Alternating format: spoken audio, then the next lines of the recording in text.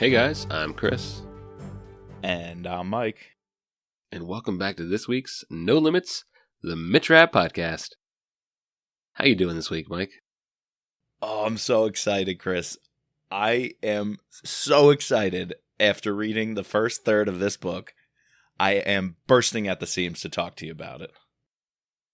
Me too. It felt great to say Rapp podcast again. I guess we said it last week when we did our little preamble leading up to the release of Oath of Loyalty, but yes, I guess let's go through some updates and then we'll dive into what we're covering today. So, as you all know, we're back on our original feed, the Rapp podcast. You know, the fall is or the air is changing. It's getting a little cooler in the mornings. You know what that means? We get a new Rapp book. New book. And Kyle has not disappointed so far. No. And congrats to him on a very exciting publication day very recently.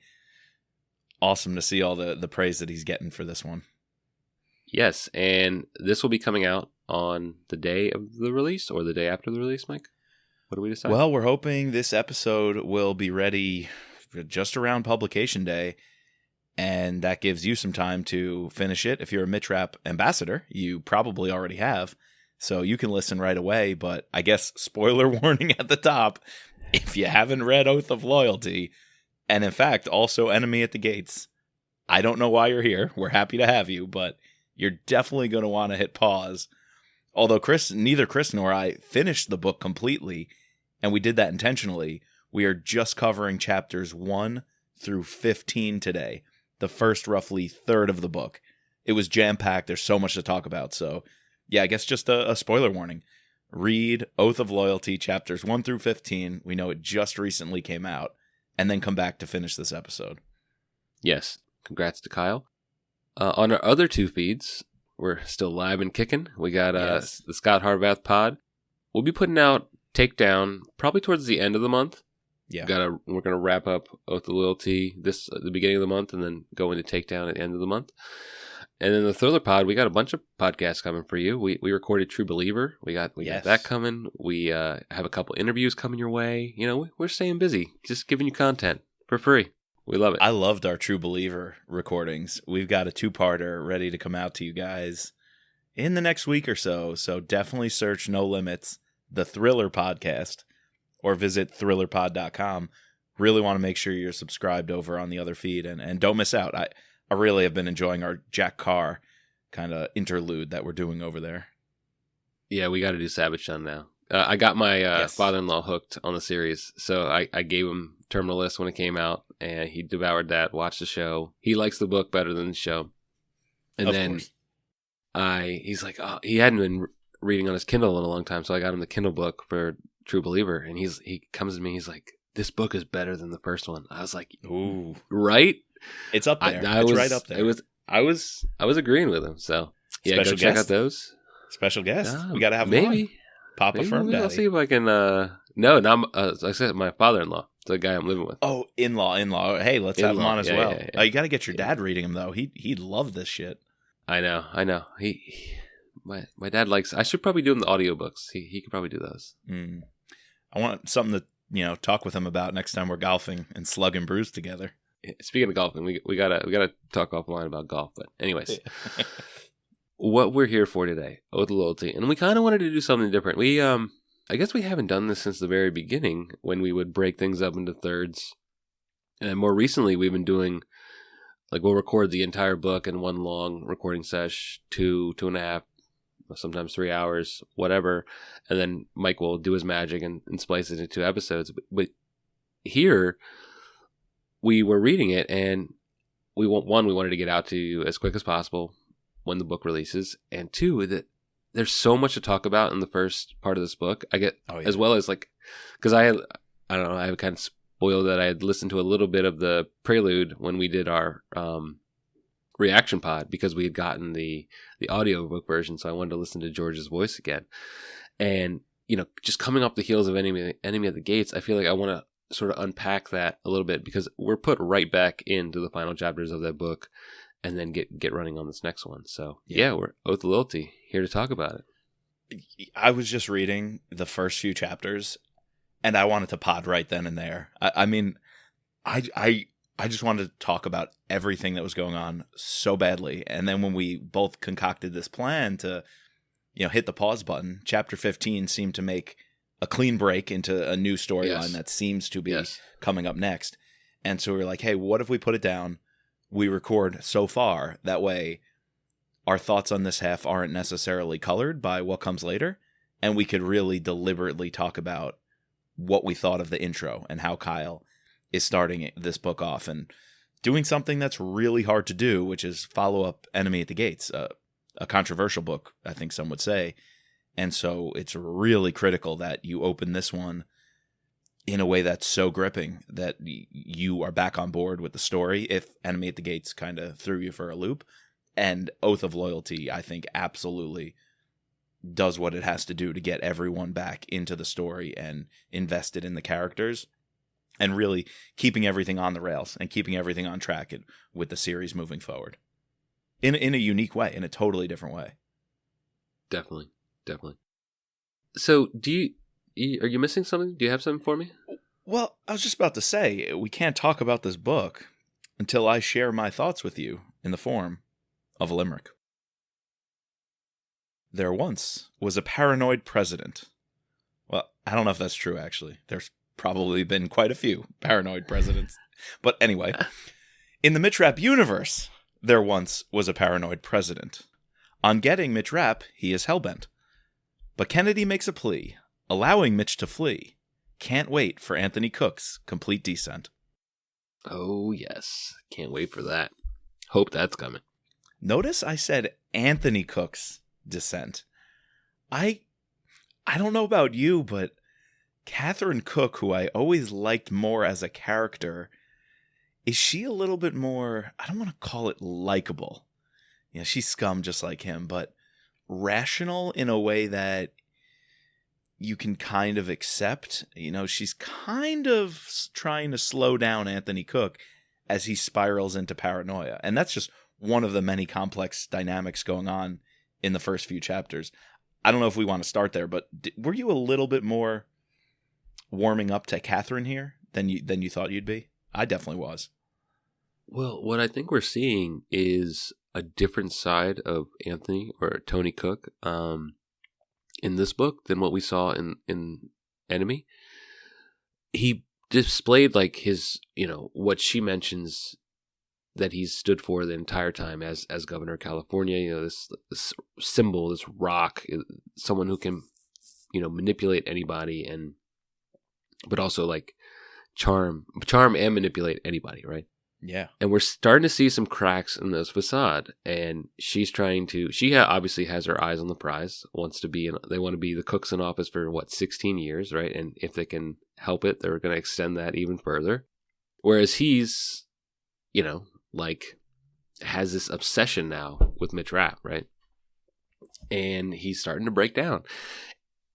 Not only do we get more insight into their relationship, but we also get some interesting characters that get brought in. We get a new director of the CIA. Yep. This Darren Hargraves, who has an ultimate bromance, leaning on. Kyle is suggesting that it's like more than a bromance, like an actual maybe even Tony Anthony is playing into this idea that he actually does love him. Hargrave does love him, and he mentions it. But he calls him a disciple. I thought acolyte and disciple were two really keen words to use there. Yes. We also get, what's his name? The guy that they place in charge of. Stephen Wright. Stephen CIA. Wright. No, the Secret Service director. Secret Service head director, yeah. Yeah, the characters that are being installed around Anthony Cook. And so, this was all starting an Oath, right? He was taking over the establishment, He had just gotten to power. We're seeing, obviously, he's had this long rise through the governorship, through his life, been able to tackle anything. And now he's really met his first, obviously, he thought he had the upper hand in Enemy, right? He had turned Mitch's best friend on him. Yep. And essentially had Mitch dead to rights, but, because Mitch has friends in even higher places, a trillionaire, should we say, in Nicholas Ward, yep, to help him out. That's the only reason why Mitch escapes. obviously we need to unpack the whole, Mike Nash elephant in the room. Right. But yeah, just that was very interesting, the relationship we're seeing with him. And I don't know if she's more likable, but she's definitely more grounded. I don't know. I can't help but draw the comparison to the Underwoods from House of Cards. This idea of,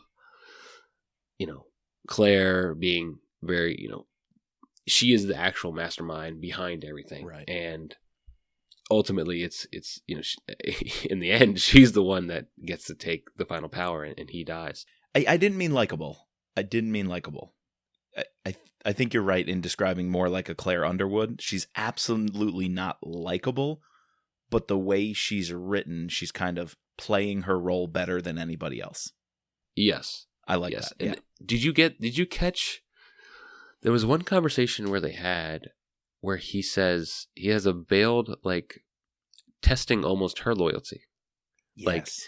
It seems like everyone in this town, is like, I wish I had, I'm not good with quotes. You're the one good with quotes. But and it was this very subtle line. And she even Kyle mentions that she picks up on it. Was that directed towards me? Are we going to see, some turmoil between them down the line? Is that going to break up? Is that going to be the ultimate, cause of their demise? This, the fact that he doesn't trust anybody now. He only trusts this Hargrave person. The seeds are there. I think you're spot on. The seeds have been planted with very, very brilliant subtleties thrown in. That was just one of the many. It's not innuendo. I don't know what the device would be called, but the seeds are planted that there's this divide, and the divide is the president is spiraling into paranoia, which can only lead one way. You isolate yourself so much. You only surround yourself with the people who are confirming, your bias confirmation and what you want to hear. Beefing up the CIA to be his personal spy agency on his enemies. Beefing up the Secret Service, a ridiculous budget where he's just going to bunker down in the White House.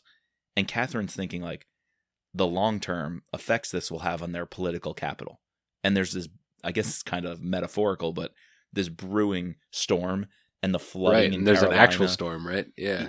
It's an actual storm and a metaphorical one. And she's like, my husband would be out in front of the cameras owning this opportunity, but he's a different person now. He'd be out there handing out the diapers and moving sandbags. Trump would toss the paper towels into the crowd. But anyway, no, he would be taking advantage of it from a savvy political point of view. And Catherine wants to ground the situation and say, we still need to do that for the country, not because she cares about the country, but she cares about being in power. And it seems like there's this split in their personal relationship over that, but in their professional roles as well, where he doesn't care about the country. He cares about his own power, and she cares about their power. I feel like he cares about his own life. He cares about himself. Yeah, exactly. Yeah. Where she sees that your life is now, both his and her lives are non-important. If you can't maintain this power, then it doesn't matter if we're still alive. Almost it's taking it even one step further, right? Exactly. I think he's just trying to preserve what power he has because he sees the future as bleak with Mitch Rapp, where she realizes politics you can't pause and just stay in place. She wants to extend the power. So they both want power, and they both want it for selfish reasons. But he thinks they have to preserve what they have because Mitch Rapp can get after them. Meanwhile, she still wants to play the long game and dominate the media, dominate politics, keep up the narrative to extend their power. He wants to preserve it. She wants to extend it. And I think that's causing a split. You picked up on a split in their relationship for sure. Yeah, and I just, it has all the seeds of, this is going to be someone's down. It's going to cause someone to die or someone to, it's going to be, something bad is going to come from this. 100%.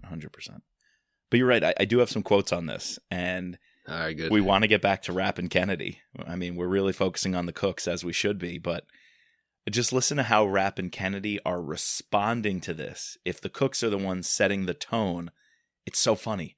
Rapp and Kennedy usually set the tone of the books. But they're kind of just having to respond to the cook setting the tone of what America means. And Kennedy reflects, quote, American democracy is much more delicate than I was willing to admit. I always knew there was a power-hungry ruling class, but I didn't allow myself to see how many people would be willing to kneel in front of it. Maybe freedom just demands too much of the average citizen, too much personal responsibility, too many opportunities for failure. And man, just listen to Rapp's response. So this definitely leads us into Kennedy and Rapp, because if the prologue picked up at the end of Enemy at the Gates, chapter 1 does as well, because Rapp and Kennedy were leaving the Nash house and going to go back to his house. So this is the conversation that takes place, and it's brilliant. Rapp responds, quote, This isn't what I signed on for, Irene. I was happy to defend my country from outside enemies, but it's not my job to defend it against itself. The fact that the American people voted for these pieces of shit isn't my problem. But the fact that Cook sent one of my best friends to kill me is. Dude, when George Goodell delivers that line, yes, the fact that Cook sent one of my best friends to kill me is my problem. It was so good. That line hit so hard. Yeah, as does the line you quoted from Irene. She has some zingers in this first couple chapters. And then I love that, we're getting what we wanted, right? We're getting Irene outside the establishment. She gets, stripped of her CIA leadership. I love the scene where she's I don't love the fact that she got booted from CIA, but it's interesting to see the scene where she has to go back to the CIA. She has a visitor badge, and veterans are there that see her, and half of them come up and say that this is fucked up, and the other half just turn and walk away. And that this is exactly how it would happen. 100%. The petty power play that Hargrave tries to play about making her wait for 45 minutes, but the it Kindle doesn't matter to Irene because she's a badass. She just someone's you can't have devices in here, and she just continues reading. She just looks at him and keeps reading. Yeah, and because all this doesn't matter to her, and she knows in the end she's going to get the upper hand on them because she always does, and we might actually get what we want. She's in the end of this 15 chapters, she's chilling in Uganda. Mitch didn't even know that she was in Uganda when he arrives, right? Yeah, and she's playing hard to get with Nicholas Ford, but I think she wants the job, and I think that's where it's going. The chase is on. Yeah, what did you think of the fact that, this is the first time we're seeing, I guess not the first time, we saw Irene before she became CIA director, but, now she's out of her element, out on resources. So it's a new playing field. It is, and you mentioned the subtleties before with Catherine and Anthony Cook's conversation. The same thing is going on with Kennedy, and it's hitting on so many beats. When she was reading the book in the Kindle, she was like, most people would assume it's a book about geopolitics or threats against America or whatever. And she's like, no, I'm reading a book about a woman who moved to Italy and rebuilt a house or something by the sea. And it's that just really indicates the shift from the Irene we knew when she was operating at her peak. Just the fact that she's reading a book, different than that. It's subverting your expectations in a way that really makes you to think, what's next? Yeah, and it starts off in the house, right, with Mitch. She has a couple glasses of wine. That's leads to a couple funny quips at least in Rapp's head. Oh. And it even leads to her thinking, screw it. I'm just going to pretend that Mitch is here and live in his, buy him some time for, the food will last for a year. The wine cellar will last for even more. The way I was taken as the way how many she drinks a day. For me, the wine would last about a month. The whole damn cellar. All the wine in Manassas. Yeah, I don't know. We're seeing a new Irene because she's going to need it, right? She's going to have to she's going to be out of her element. She's going to have to figure this out. In the long run. So yeah, I thought it was interesting how Kyle plays this. Yeah, I love the scene at the house, but I equally loved when she's brought in by Cook's people. We'll have to talk about Rapp's escape and the real first action scene, but right. When Kennedy's brought to the Oval Office makeup running down her face, completely soaked. She's forming a puddle, right, sitting in the Oval Office, which is now not warm at all with carpets and wood floors and No whatnot. Resolute desk. No Resolute desk. Yeah, it's all industrial and modern, efficient. Yeah. And here she is, like literally making a puddle on the floor. And, she has another line there. Talk about all this. This is great writing from Kyle. She says something like, Mitch wouldn't tell me what his escape plan is. I wouldn't be read into that. And Cook's like, but you trained him. And she's like, no, Stan Hurley trained him. And Mitch, since he was the best at what he did, he would have plans that I don't even know about. And, aliases that I'm not even privy to. And Cook presses her, but eventually she says something like, well, just in case I was taken under duress and I was interrogated, he wouldn't want me to know where I was. And she was taken under duress. So she's playing hardball with Cook just by saying, an if statement. Well, if I were taken, Mitch wouldn't want me to know where he is because I'd crack under the pressure. And she's literally sitting there under the pressure. And she just plays these mind games and such a good conversationalist and so damn savvy and smart. Yeah, and just to piggyback off your quote, I have a quote. This is the first time maybe I'm bringing a quote. Do we have right now the book open to the exact same page? What page are you on? I think we do. What page? Page 39. Oh my God. I literally just opened to the exact same quote. I know it. Chris, give it to me. I got to hear this. This is how good, I have to say, for the first, 30 pages or so, Kyle's writing is on point. Oh, yeah. Kennedy opened the door and passed into the outer office like she had on so many occasions before. This time, though, would be likely her last. Her life of service, the battles she'd fought, and the people she'd saved, the sacrifices made by her and her team, it had all come to nothing more than a muddy puddle in front of the president's desk. Dude, I had the same page open at the so exact funny. Same moment. That's funny. All right, so I'm going to say it. All these things we're talking about, this is, and this would be our clickbait title. If like when you watch a YouTube channel, they have those very clickbaity thumbnail images that have like a really like engaging question on it. That's like, oh my God, I have to watch this.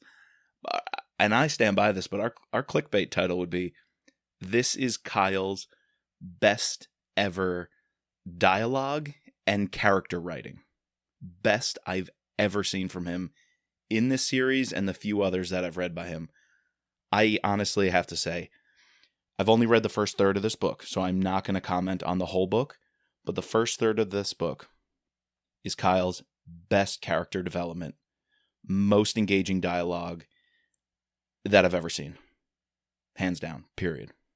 Well, we have a lot to work with. I think the book, unlike Enemy, which had to set up, this idea of this, researchers in Uganda and then the kidnapping, and even like a lot of other books that have to take the time to set up, we don't even start with Mitch, or, we're starting with the B plot, or what eventually will become the A plot, but at the moment is the B plot, right?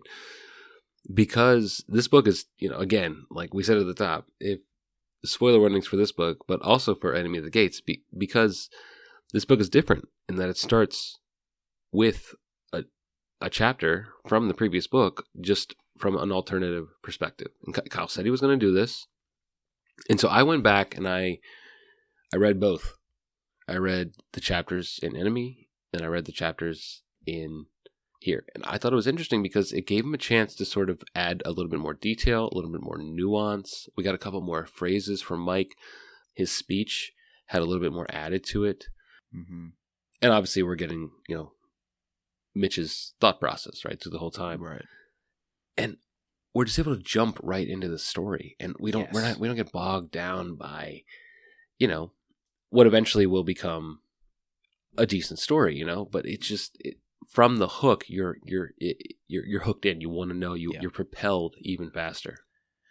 I don't want to throw shade, but I think that's why I absolutely love the start to this book, because both Enemy and Total Power opened, like you're saying, these cold opens with people I don't even know. This guy driving through Africa, the scientist. And then Total Power, Sonya, who I ended up Right. liking as a character, meeting the guy up in the cabin. Even if I think back, Lethal Agent might have opened with the scientists in the village, which I liked a lot. But again, it's not bringing me into a Mitch Rapp book. And this one, right out the gates, is a Mitch Rapp book par excellence. Like exactly what I want. And we've always said Vince was at his strongest when he did these 2-book arcs in these kind of long stories. Some of his books back to back were essentially one long story. And I'm absolutely thrilled that this one is doing that. Particularly with Total Power, felt it was a little isolated. It stood a little too much on its own. I mean, just think, like, Sonya hasn't been mentioned with Scott. Like, some of us were looking forward to that. What's going to come of it? We're kind of leaving things in the past. Yet this one is not only pulling on strings from Enemy at the Gates. I thought it was brilliant, and I hope it happens before chapter 15. I don't want to spoil much, but Christine Barnett is name dropped twice. Yeah, no, definitely. Mm-hmm. And what happened with her, with Mitch, Lethal Agent spoiler, right? In the epilogue, Mitch forcing her to take the pills and basically commit suicide before he has to expose what she's done. And the cooks pick up on that and are like, she was the front runner in an election, a clear landslide in Chewin. She's not just going to off herself. Yeah. She's like, Mitch and Irene were up to some shady ass shit. And that is what gets him to spiral out of control. Where Catherine says, yeah, but we can handle that now. We're in the White House. We can take that on. But Anthony responds to that by saying, no, he screwed up her life when she was legit about to become president. He's got some street cred. Like, he's got the power to infiltrate. And we're not safe anywhere. All because Christine Barnett in the epilogue like 4 books ago died. And I buy it. And I completely buy it. So these connections I'm here for it. And I'm loving it. And this is the kind of writing I think Kyle thrives in. I also think that, like, pulling on these connections early on in the story engage us, whereas typically, like, some sort of drop like that will come later on, and even right before we're about to cut off, right before I stopped reading, we had a whole section where Rapp calls up a previous contact that we met back in Lethal Agent. It was a very quick chapter. This guy wanted to hire him. He wanted to hire Irene. Essentially, and they go to describe him in this book as the Latin American version of Nicholas Ward, right? Yes. So, calling back to Lethal Agent, calling back to Total Power, right, for Christine Barnett. Or was she Lethal Agent? Lethal Agent. Although Total Power is called when one of the cooks says something like, I think it was Anthony Cook as president in a press conference, he was caught on a hot mic or whatever saying there would be no America without Mitch Rapp because of the blackout. Like, the current president is on record saying Mitch Rapp saved America, which is not something he would want to stand by now that he's his enemy, but there is record saying it. So yeah, even Total Power. That one though was like a name drop, if you will. It kind of didn't inform much, but the Lethal Agent stuff is really informing the plot, and I love that. And I also like the fact that we sort of knew this going in, reading the like tagline or whatever description we got about the book. But we knew that Claudia's past was going to come up. Yes. And so we're building upon, a quintessential part of the story we've liked the entire time, right? What's the root of Consent to Kill? It's Claudia and Louis Gould. What's the root of, when Stan Hurley dies in, what book is that? Kyle's first, The Survivor. The Survivor. It's Louis Gould and Claudia, right? That's mentioned too. Yes. So we're bringing back all these things that we know and love from the story, and they're weaving it in very well. Or not they, but he is weaving it in very well. So I have to ask you, having Mike kill himself in the last book, very divisive. What did you think? We mentioned that, obviously, I know you like I did, the fact that we dive right back into it. Were you surprised that this happened? Well, I guess he said he was going to do this, but if he hadn't said he was going to do this, I would have thought, like any other book, you would get something completely different, and maybe we would come back and touch on this in a different way. I guess just tell me what you thought about, opening it the way he chose to. I think maybe trying to interpret your question a slightly different way. When there's controversy, I feel like, and I know nothing about the inside of the publishing, offices and the discussions that are had, But I feel like there would be an attempt or pressure to walk back, to in some way say, oh, not all the fans, but a sizable portion of them didn't like this thing. Some of them were very vocal about it. I think the jury's still out if it was the minority or majority of fans that didn't like Mike dying. Like, it might have been a very high number of fans who were against that. But I think, and I'm really glad and proud that Kyle had the cojones to say, no, there's a story here. I'm not going to course correct or do anything different because I'm going to tell the story as it would play out. And I'm really glad I don't get the sense that he or anybody else asked him to kind of consider the controversy and tone it down about Mike Nash. No, instead he confronted it. Like, almost double downs. Yeah. He doubled down. And one of my favorite ways he does that, again, very subtle, and why I'm putting this up for contention of Kyle's best written dialogue. Both Kennedy and Cook want to know, did Mike really kill himself? Right. And the way it's established that Kennedy buys Mitch's explanation, and Kennedy even double checks, she says something like, I know he got himself in a tight spot. Is that just like, kind of a backhanded way of saying you actually killed him? Like he I think it was like he dug his own grave. Was he dug his own grave, you saying you had to kill him? And he's like, no, he literally put the gun under his chin and pulled the trigger. The Cooks put him in that position. And then Kennedy later on says he also made that choice of his own free will. So when Cook wants to know, hey, Mitch probably killed him, right? Kennedy's like, hey, he had free will in this. You told him to get a document. That was fine. He just did his job. You eventually told him more about your plot and sent him to Africa to kill us or to kill Mitch. And he chose to do that. So Kennedy is both giving Mike agency in that, yeah, he was that traitor to his friend. He was willing to, if not kill him, because Mike does say, I was going to let Mitch go if he struck a deal with me. Like, Mike did say in the jungle scene he was willing to, he said, if you Rapp, just get out of the country, I'm willing to let you go. And I think he might have been honest about that, but under very strict circumstances. So Kennedy is saying Mike made the choice to go after his friends and turn on us, and he's culpable in that. But she also knows Cook put him in an impossible situation. So I think it's dealt with, and I'm glad it's brought up, and I'm glad it's grappled with, and I really like how Mitch has to tell Kennedy what really happened, and then Kennedy has to tell Cook what really happened, and the whole time, they're all completely honest. In fact, Kennedy is so honest. She even says, when Cook says, like, you're going to come after me now, and you and Mitch are going to use all your resources to come get me, she literally says, I have no interest in that. I in no way want to make an enemy of you because you'll win every time. And then Kyle writes, that might have been the truest thing she's ever said as CIA director.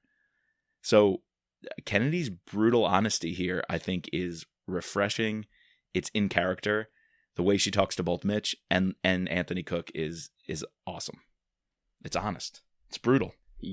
Yet, even though they're being honest, they still don't trust Kennedy. And I think even later there's a conversation between Hargrave and Kennedy who says there's no way Mike Nash killed himself.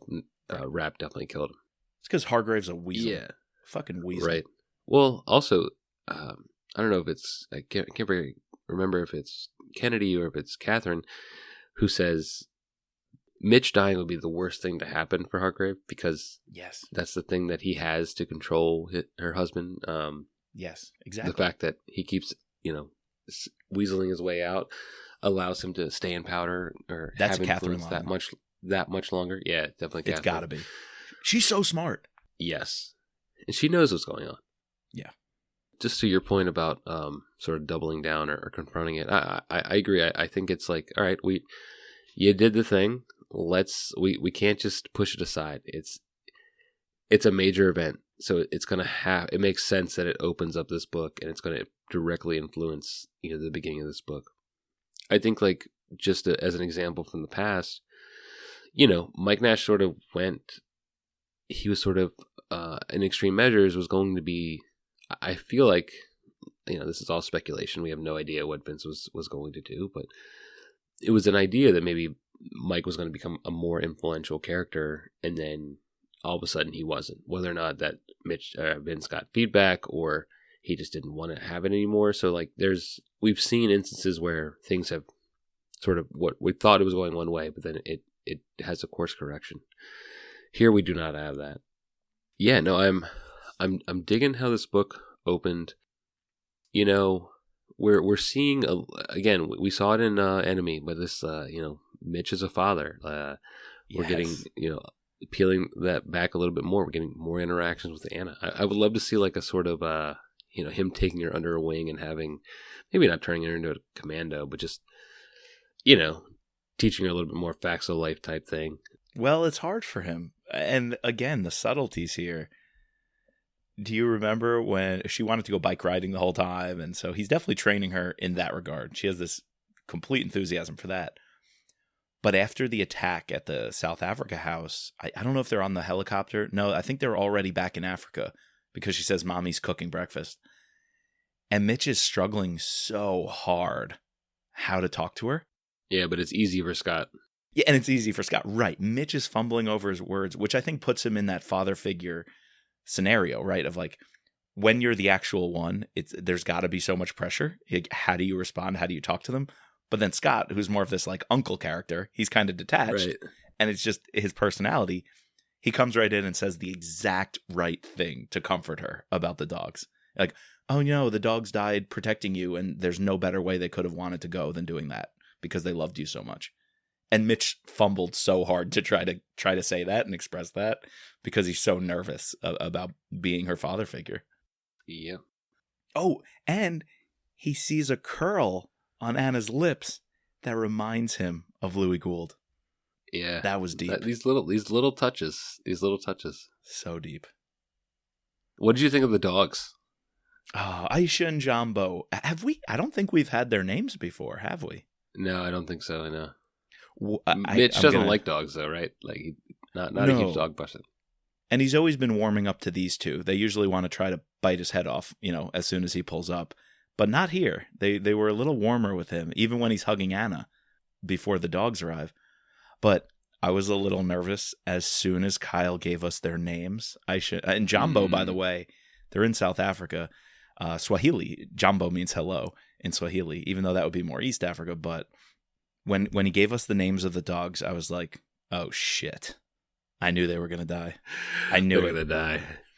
I was like, once you get attached and you start building this connection to the dogs, a la knowing their names, I was like, oh, no, please, please, please, please, please. But I knew it. I knew in my heart they were going to die very soon. And it happened. All right, let's talk about the action. We had two pretty intense sections. The first one being, we picked up with Rapp in the forest, gets Mike. Oh, I guess before we get into that, I had a question for you. We didn't. I don't know if we talked about this during our enemy pod. Do you think Rapp would have let Mike live? He said he was going to. Yeah. But do you think he would have let him live? I think it was very clear, and I took him at his word that he was going to. It could have been up to Kennedy if he survived the jungle. If he got himself out, he would be a ragged mess, nowhere else to go, and he'd have to show up at the CIA, reporting for duty, just a haggard mess. So I think Mitch was honest in that he'd let him live, knowing he'd probably never go back to the cooks. He wouldn't double down on what he did. He would go to Kennedy because Rapp even said, you could have gone to Irene. Why didn't you go to Irene? Why didn't you tell her? You had suspicions about the cooks. So I think Mitch would have wanted to let him live to give him that second chance, that opportunity to come clean. And then I think the fact that he tries to stop him, Mike, no, and he doesn't want him to kill himself, I think proves that. Right. Yeah. Okay. Yeah, just had to bring that back up. No, I do agree. I think so too. I do remember we had a good discussion about that on our enemy pod. It happened so long ago, I can't remember. True. And I'm all hopped up on these anti-cold drugs. You're sounding good, though. You are powering through the podcast with your, fourth bout of COVID? It's not, well, unless all the COVID tests are wrong, it's not COVID this time. But yeah, we were supposed to record a couple of days earlier, and I couldn't speak. So luckily, if I sound a little bit different today, it's because I'm a little under the weather, but I'm here for you guys. I'm doing it for the pod. Nothing can stop the doctor of the pod. Yes. Dr. Furman.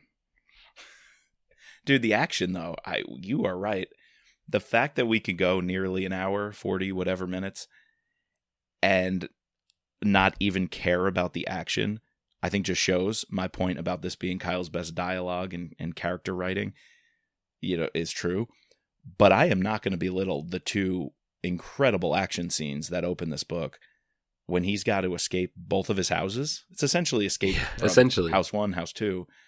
Which one did you think was cooler? We'll dig into them, but did you think it was cooler him going through the pipe and living in the tunnel, or the fact that he had Claudia on the comms and used his house essentially as the battlefield it was meant to be in South Africa?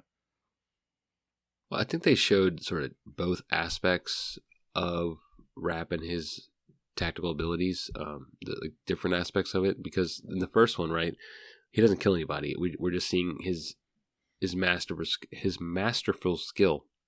The fact that he built this fortress. He knows it like the back of his hand. He purposely built this pool drain tube to fit a man to slide out, and then built this other giant tube in the ground to, with a stash of stuff to hold out for a couple days, minus a latrine, which was a mistake.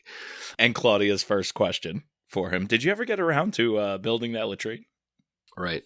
But then in the second one, we get almost like a John Wicky kind of, execution of these Guatemalan gangsters. And I liked, it was such staccato writing of Claudia's voice in his head, Yep. Giving him, and I could just imagine him going through, and if we were watching it either, on a movie or TV show, him going through and she's doing the voiceover and he's not talking at all, right? Just reacting. I don't know. He's just acting. Just reacting. Or giving these imperceptible or silent agreements or nods that she could see over the video camera. I was digging that a lot. I really liked the South African house attack. Let me ask you, that attack, he kills 10 guys. This time he's got Claudia's help. And dogs. What did it remind you of? What scene? Killing guys at a house, moving throughout the house. Oh, it reminds me of the other time he was in Consent to Kill. Right, in Consent to Kill, yes. Remember that safe the house? gangbangers that come to the safe house in Loudoun County, right? Yeah, dude. Definitely. Now he's drawn parallels to these other books in the series, and it's if you catch them, there are these little nuggets that just add to the book. There's so many in there. Even so far, we found that's a Consent to Kill connection. We talked Lethal Agent. Total Power was mentioned in brief. I think there's a few others if we really sit down and say, oh, I'm so excited. It's coming. I read a few chapters further than you. There's a really, really clever Red War connection. It's not much, but it's really clever. So I'm going to leave it at that. But folks who read beyond chapter 15 and the Guatemala stuff, you'll know what I'm talking about. But it was really clever. So yeah, we've got at least 4 or 5 books alluded to in a way that's not just cheap fan service. Remember that thing happened that you really liked? I'm going to mention it just so it seems cool. No, and I said this on one of our other pods. It might have been on Thriller Podcast. Oh, it was definitely Brad Thor. Something I didn't like about, I think it was Takedown or one of those, or Blowback. When you reference an earlier scene or you recreate it, like when Brad Thor recreated the Lions of Lucerne scene, climbing up the icy cliffs in Switzerland to get to the church at the top. I don't like when you recreate a scene that's so close to one that you did really well or is done really well earlier in the series, but your rehashing of it is just flat. If you're going to resurrect an old scene or at least make a callback to it, you really have to nail it. And to me, Rapp maneuvering through a house to kill 10 plus guys, like Vince wrote in Consent to Kill, I think this honestly is up there. I think it might as well just be on par, and even with what Vince was able to have Mitch do in the Virginia house, that he's able to have Mitch and Claudia do here in the South Africa house. To raise to that level is just incredible, and to me, Kyle pulls it off here. Yeah, and I think it highlights their relationship, their partnership. Yes. He even says in the ensuing chapters after that because we find out that these guys are for her, not for him. Right. That while she didn't pull the triggers, she was a very capable operative, and then when she found herself without an operative, he was the perfect man to take the place. So they are, two peas in a pod. That does a lot for the story. That Yeah. is a really significant moment. It's a watershed moment because would you say that's been the biggest friction between them? Is Mitch feeling responsible for her and Anna's safety and that his past can hurt them? But at the same time, Claudia has tried to convince him that's not true because my past can haunt me too, and we need each other. Whoever from your past comes after us is not just your past. It's both our pasts. So it's both of our destinies. And Mitch never gets it. He's so thick-headed.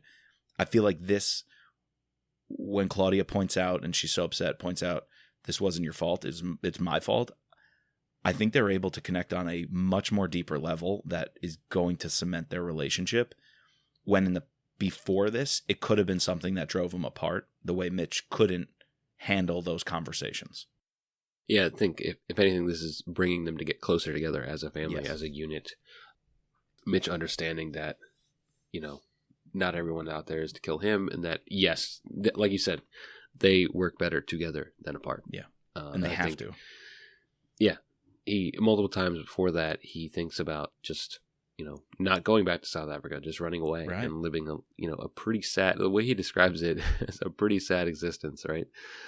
Although he says I'd have to go gain 40 pounds and just end up drinking on a golf course. I wouldn't mind that, but yeah. Although when you're used to running, what is he when he's riding the bike? He gets up to 190 beats per minute. It was heart rate. Yeah. Oh my gosh! And he says that's going to kill him. All this isn't going to kill him, but some 20-year-old kid on a bike racing him up a hill on a simulator. He's just going to pass out in his house. Going to be the one to take out Mitch Rapp. Can you imagine if Kyle did that? Kyle just has Mitch fall off the simulator, just die of a heart attack, and the series is over. Mitch Rapp dies on Peloton. It's like that one episode of the new Sex and the City. Yeah. Don't ask me why I know about Peloton. That. I just remember it was a big thing, and Peloton stock dropped after the episode aired. That's how I knew about it. Exactly. I saw it drop in the stock market. I was like, what? Yeah, that'd be hilarious. That would be a good April Fool's joke. Release a segment of the next book, and it's just Mitch dying in something so stupid. Slips and falls in the bathtub on some soap.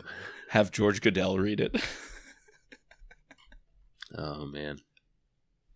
All right, so where do you think this is going? Obviously, we know immediately it's going to Guatemala, but can you tell what's going to happen? Yeah. That's why I texted you this idea to stop reading so that the first third of the book isn't colored by what comes later.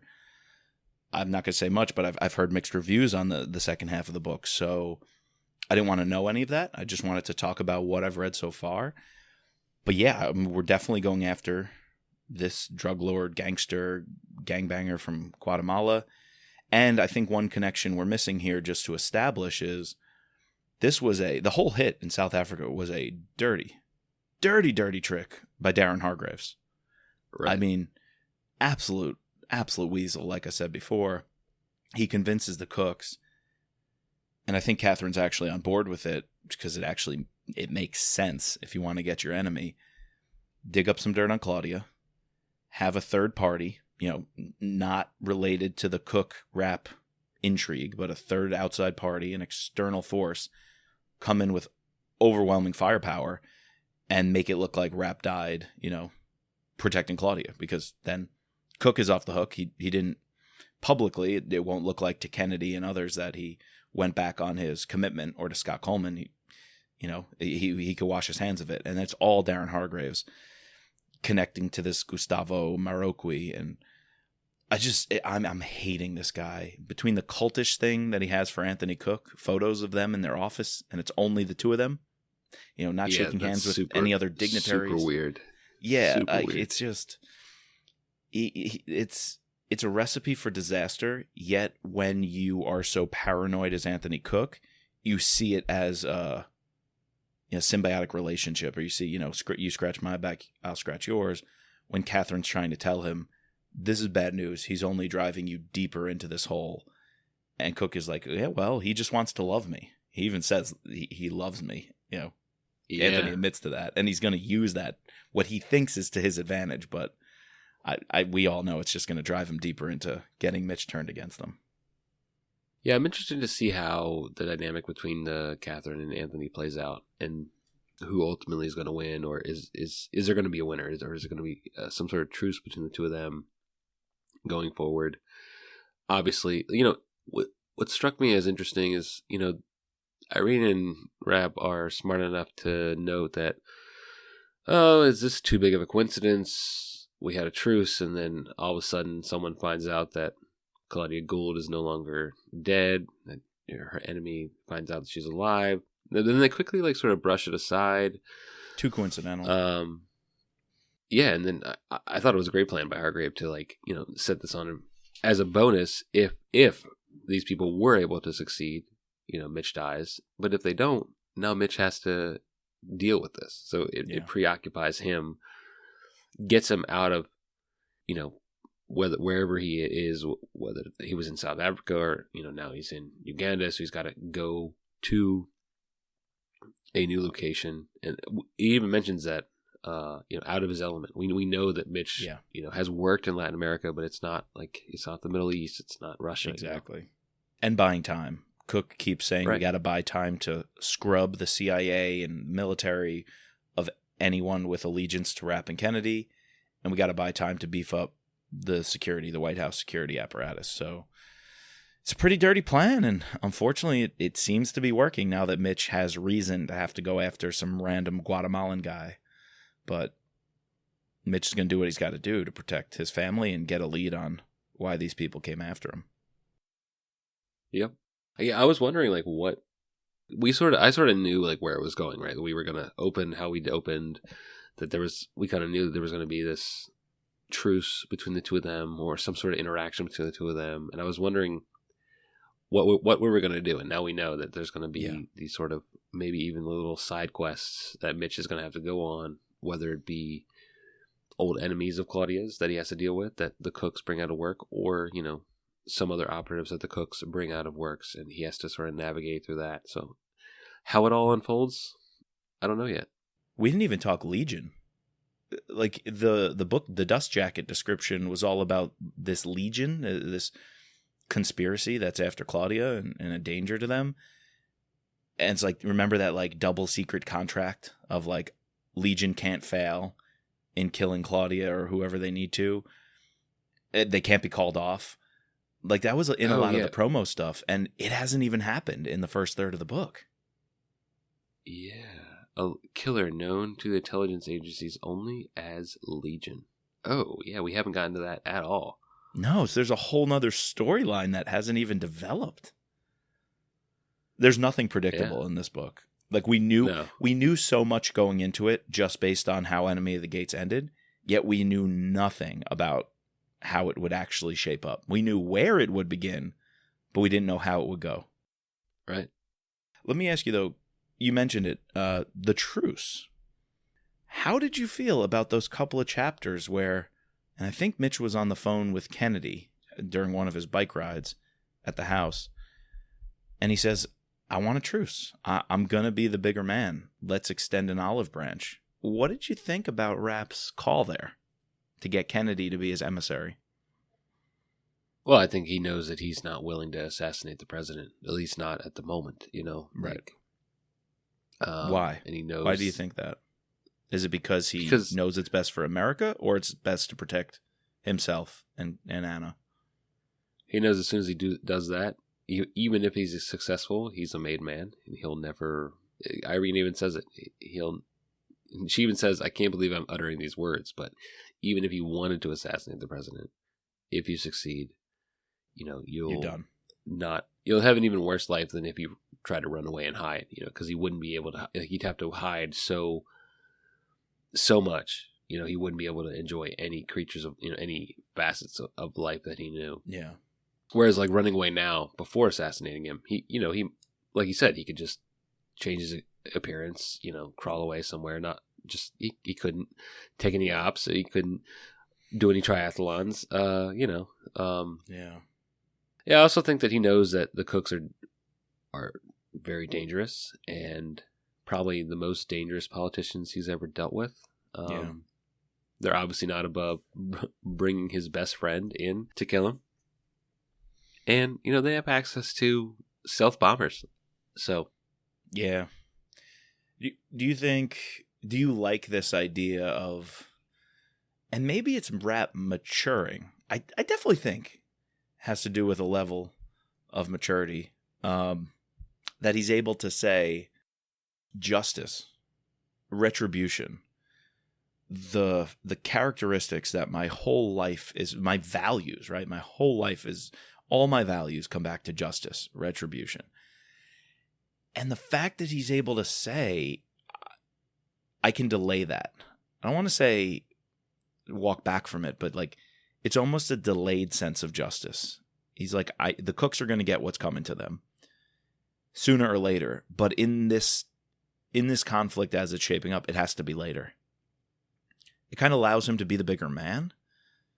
It's almost a maturity that he's growing into. And I think this is in line with Mitch's character arc Kyle's been building the last few books. Some people saw it as a domestic Rapp. And I know Kyle and others have said that it's probably not the best thing that fans want to hear. I've personally really enjoyed it. But I think this is the reveal that it never was a domestic Rapp. It's a mature Rapp who sees justice as maybe long-term now, or realizes it's not going to happen here and now. It's like the battlefield, right? If you have a tactical advantage, use it. But when you don't have a tactical advantage, plan for one. Get ready to set the chess pieces, to set the chessboard up so that you do get that tactical advantage, even if you don't have it now. It's like this very mature sense of delayed justice. That's the best way I can explain it. And I think that's right for where Rapp is at and where the country's at. Yeah, and I think, we're not talking about Mitch Rapp in American Assassin. We're talking about Mitch Rapp in Oath of Loyalty, Right. And I think it's been the seed that even Vince was playing all the way back to when he started dating Anna, Yes.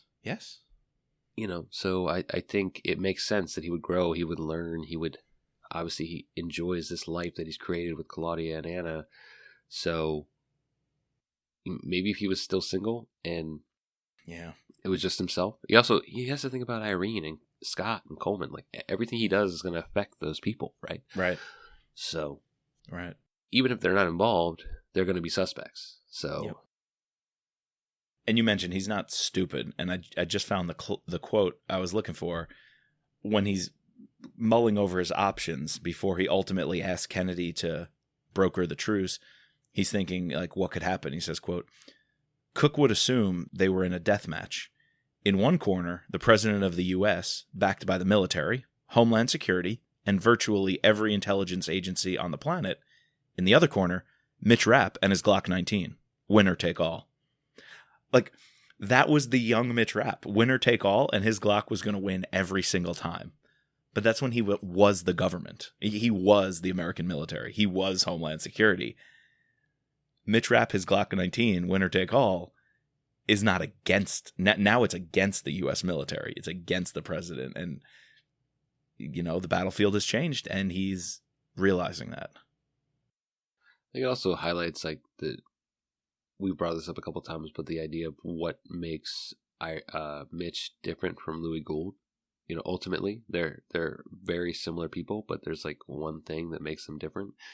Or not one thing, but a couple of things that make them truly different. And this is one of those things, one of the major things. The fact that Louis would have been stupid enough, and he was stupid enough in the end, to not walk away, to want to go after Rapp. Right. To think that he could take Rapp. But Mitch knows when, at least now he knows when to back down and take that truce. And it's not back down in a weak sense. It's back down in a, realistic Strategic. sense with Strategic. a strategic. Right. Yes, for a strategic advantage. Agreed. Yeah, I love he's playing chess. Exactly. And the Cooks are pretty good at playing chess, but he and Kennedy, I think, are just playing a slower, more methodical version of it. And right now they realize they've got to be on the back foot. Yep. Couple of questions for you. And we've never really done this, but I think we're in a unique situation not having finished the book. So we have no idea how this book ends. I want to play... I want to do some... What would you call it? I want to read the tea leaves here for a moment. I want to get your feeling because I can't answer these questions myself, so I want to hear from you. First one. Does Rapp kill Anthony Cook? Ooh. I'm going to say not in this book. That was my next question. If he does, is it in this book or is it in the future?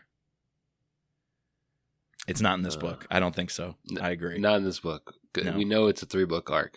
So, unless Anthony dies this book and then he has to contend with Catherine in the next one. But I just have this feeling that, we might have some conclusion with the Cooks at the end of this book, but they're not just going to slink away.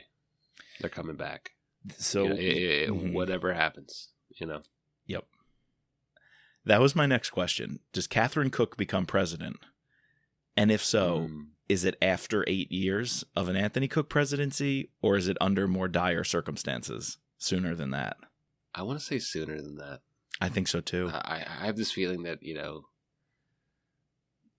he has to step down or something, or or if in the next book he dies, like she immediately takes the helm. I feel like she's gotten it for it quicker than 8 years.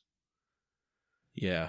And I guess my last question because we'd have to wait like how many more books because we're at the rate we're going, right? We're spending a couple books per year. So here's my next one, and this might be, to me, I think it's the most important of all these questions. Are the Cooks the big bads? They're very clearly, how we used to in earlier Mitch Rapp Pod episodes talk about the big bad versus the secondary villains. I think the Cooks are very clearly established as a big bad, a multi-book big bad, up there with who are some of the big bads we've liked from the past, like Hank Clark. Yeah, Hank Clark, Louis Gould. So, are they the big bad for 1 more book, 2 more books, 3 more books? Are they a permanent big bad, or are they it's going to be wrapped up in this book or the next? We move on and it's a post-Cook era. I think more likely the latter than the former. I think we're going to wrap them up either. I don't think we're done with them in this book, but I think we're going to come to some conclusion with them in this book, and then it's going to come to a bigger head in the next one. Yeah. Okay. The reason I thought of that one is because we really haven't had a lot of presidents over all the Mitch Rapp years. Like Term Limits had their own guy. What was it? Stevens. But then Mitch Rapp really has only worked for 2 presidents, Hayes and Alexander. So we did get a long-term, an entire presidency. Mitch Rapp is doing a whole lot. It would make sense the Cooks stick around a long time, right? Hayes probably had 4 or 5 books. Alexander, 15 books, whatever. Like, it would make sense if they stick around, right? Like, that's what the series has established. Yeah, but I think Kyle has a plan for them that is not long term. Because you couldn't. I think so too. Unless, I don't know. It'd be interesting to see them just stay there because Mitch is not going to become friends with them. So it's not like he's ever working for them. So there will come a day where at least Mitch, maybe Irene are back in the good graces of the government, probably under a favorable president. The country, kind of sees their view of things instead of being duped by an autocrat like Anthony Cook. You think we do see that day again in the Mitch Rapp series? I think so. This is kind of like an anomaly, what they're going through right now. Yeah. Okay. I would agree with that. All right. There's some long-term predictions from No Limits. Hold us to it. A couple of books from now, listen to this. A few years in the past, and tell us we're complete idiots, because we are. Or let me speak for one half. the podcast has one complete idiot, and he's speaking. What you read up to chapter 19? What, chapter 20? Anthony Cook's going to get assassinated. The Cooks just die in chapter 20, and then, who becomes president? Hargrave somehow Bruno becomes McGraw. president. Bruno McGraw becomes president. Wait, is he alive? He is, right?